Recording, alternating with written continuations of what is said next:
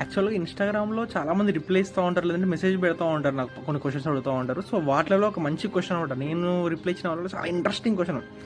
దేవుడు మనిషిని సృష్టించాడా? లేకపోతే మనిషి దేవుడిని సృష్టించాడా? హైలైట్ క్వెషన్ కదా!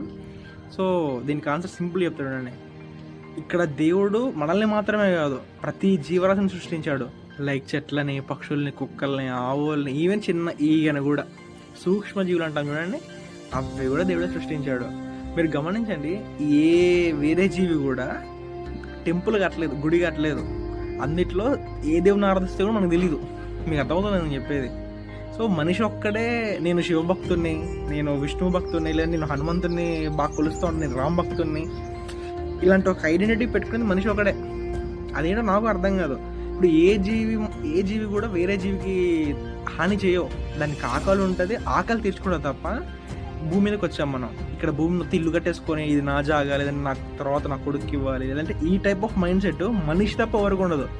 మనం ఇక్కడ నీళ్ళన్నీ తాగడానికి సరిపోవు, మనకి ఇంకోటి మనం తోడేసుకోవాలి భూమిలో నుంచి. రీసెంట్గా హెచ్సియూ ఇన్సిడెంట్ ఇదే కదా, 100 ఎకరాలు 400 ఎకరాలు కొట్టేద్దామని ఫిక్స్ అయిపోయారు.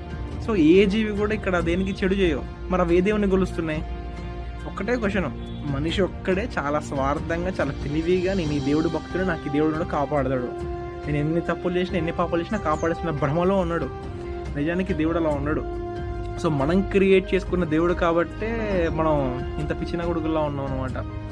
సో నిజానికి ప్రతి జీవి కూడా పరమాత్మకి డైరెక్ట్ కనెక్షన్ ఉంటుంది. మీరు ఎప్పుడైనా గమనించారా? భూకంపాలు వచ్చినా, లేదంటే ఏమన్నా ప్రకృతిపరమైన ఏ ప్రమాదం జరిగినా కూడా జంతువులకి ఫస్ట్ సిగ్నల్స్ వస్తూ ఉంటాయి. జంతువులు ఫస్ట్ ఆ కదలికల్ని బట్టి వచ్చి కనిపెట్టేస్తాయి అనమాట. మనం కూడా వాటిని చాలా వరకు చూసుకుంటాం. పక్షులు అడ్డగోలుగా ఎగరటం కానీ ఆకాశంలో, అంటే ఒక ప్యాటర్న్ ఉంటుంది అనమాట. ఆ ప్యాటర్న్లో ఎగురుతూ ఉంటాయి, కుక్కలు అరుస్తూ ఉంటాయి నైట్లలో. సో రకరకాలుగా జంతువులకే తెలుస్తూ ఉంటాయి, మనిషికి ఏం తెలియదు. ఎందుకంటే మనిషి నిజమైన దేవుడిని ఆరాధించడం ఎప్పుడో మానేశాడు. రీసెంట్ టైమ్స్లో కూడా మనం క్రియేట్ చేసుకున్న ఒక బ్యాడ్ కాన్సెప్ట్ అనేది ఉంది. సో అందుకనే మనకి ఇవన్నీ తెలియవు అనమాట. ఒక మూర్ఖమైన మనిషిలా మారిపోయాడు.